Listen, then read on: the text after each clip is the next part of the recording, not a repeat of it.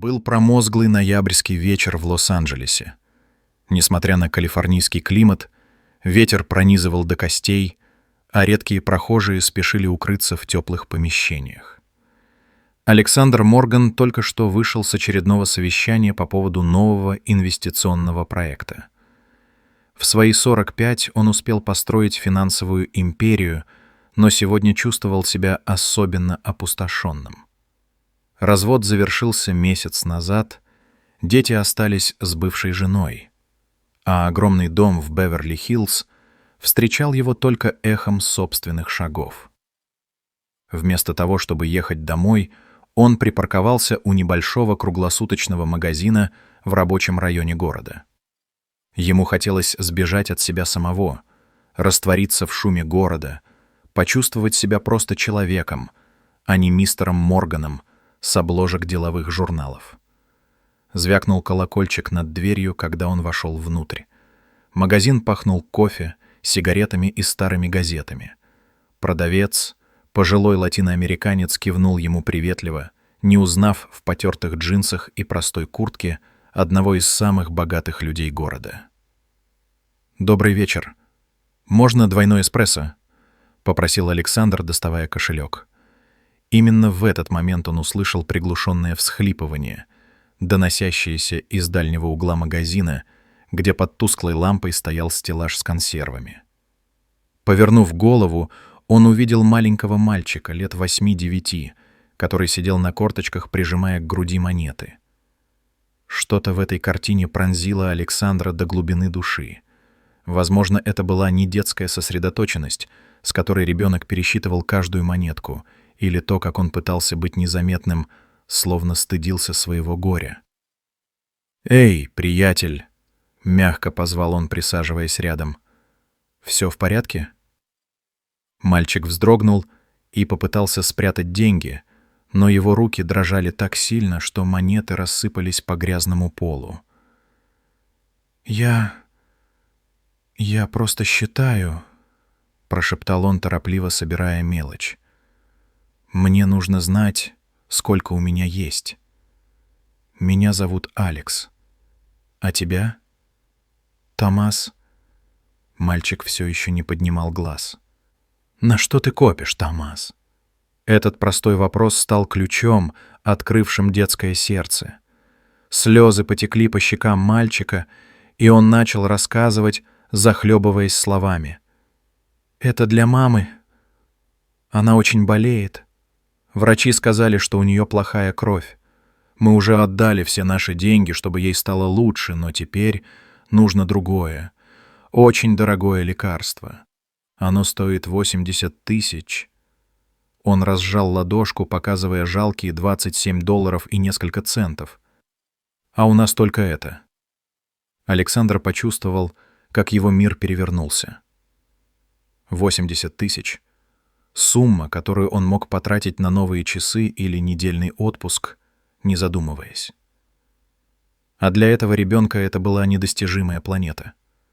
В его душе поднялась волна сострадания, смешанная с болезненным уколом вины. Он вспомнил, как несколько дней назад сокрушался из-за того, что его личный самолет задержали на 20 минут.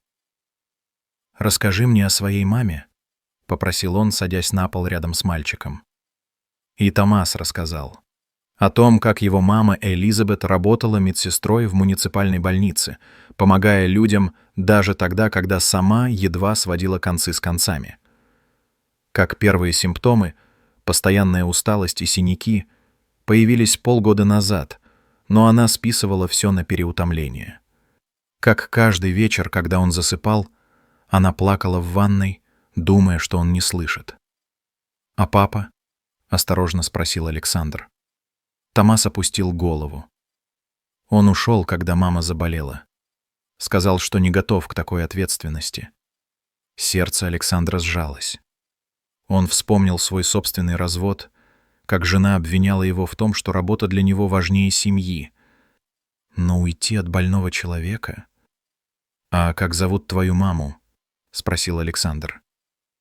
«Элизабет Кларк», — прошептал Томас. «Она лежит в общественной больнице Святого Иосифа». Она там и работала, пока не стала слишком слабой. Александр достал телефон. Томас смотрел на него с недоумением, не понимая, что происходит. «Это Морган. Мне нужна срочная консультация». Он коротко объяснил ситуацию. «Деньги не проблема. Главное — время. Организуй срочный перевод пациентки Элизабет Кларк в клинику Седарс-Синай и подготовь все документы для оплаты полного курса лечения». «Что вы делаете?» — прошептал Томас, не веря своим ушам. «То, что должен был сделать давным-давно», — ответил Александр. «Использую свое богатство по назначению». Через час они сидели в престижной клинике Седарс-Синай. Элизабет Кларк была перевезена сюда машиной скорой помощи. Она выглядела изможденной, но ее глаза светились любовью при виде сына. «Томми, что ты здесь делаешь? И кто этот мужчина?» Она посмотрела на Александра с недоумением. «Мисс Кларк, меня зовут Александр Морган. Я встретил вашего сына и хочу помочь». Следующие несколько часов прошли в водовороте событий. Врачи объясняли план лечения, администрация оформляла документы. Элизабет сначала пыталась отказаться, говорила, что не может принять такую помощь, но Александр был непреклонен. «Знаете», — сказал он, глядя на женщину, которая всю жизнь посвятила заботе о других, «я долгие годы копил деньги, думая, что они принесут мне счастье. Но только сегодня я понял, что счастье приходит не тогда, когда получаешь, а когда отдаешь. Позвольте мне использовать мои средства для чего-то действительно важного». Прошло 15 лет. Элизабет Кларк была в устойчивой ремиссии. Инновационная терапия, лучшие специалисты и безграничная любовь сына творили чудеса. Александр Морган изменился до неузнаваемости. Он продал свой особняк в Беверли-Хиллз и переехал в скромную, но уютную квартиру. Большую часть своего состояния он направил на создание благотворительного фонда помощи семьям, борющимся с онкологическими заболеваниями. Фонд назывался просто «Надежда Томаса». Каждую неделю он получал письма от семей, которым удалось помочь.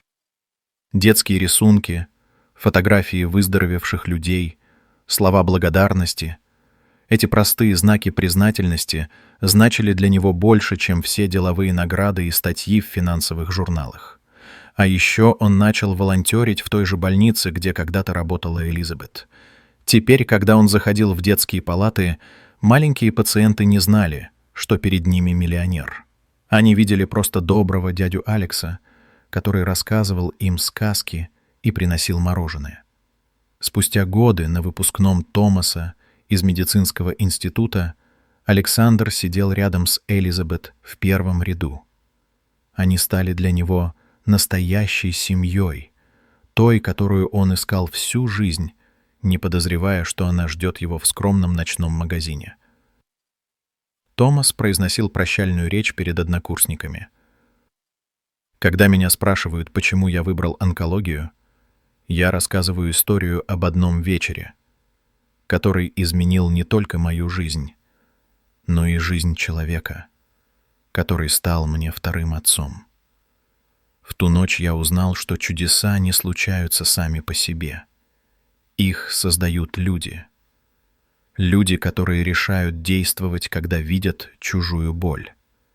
И каждый из нас может стать таким чудом для кого-то. Не нужно быть богатым, чтобы быть добрым. Но если судьба дала вам возможности, используйте их для света, а не для тьмы. После церемонии, когда гости расходились, Томас подошел к Александру. «Алекс, я всегда буду благодарен тебе за ту ночь. Ты пришел и спас нас. Но знаешь, что самое удивительное?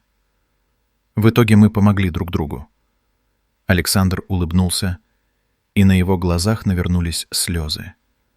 «Так и есть, Томми. Ты подарил мне то, чего я никогда не смог бы купить. Теперь, Когда доктор Томас Кларк входит в палаты к своим маленьким пациентам, он рассказывает им не только о лечении, но и о надежде.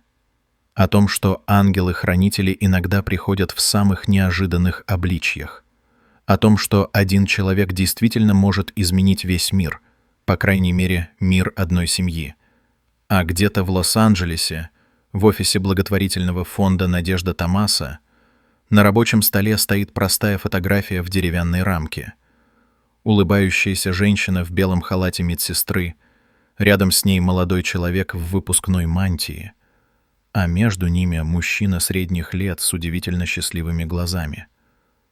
На обратной стороне надпись «Семья — это не только кровь, но и любовь». Спасибо, что научил нас верить в добро. И, может быть, именно в этом заключается главная истина. Мы все связаны невидимыми нитями человечности.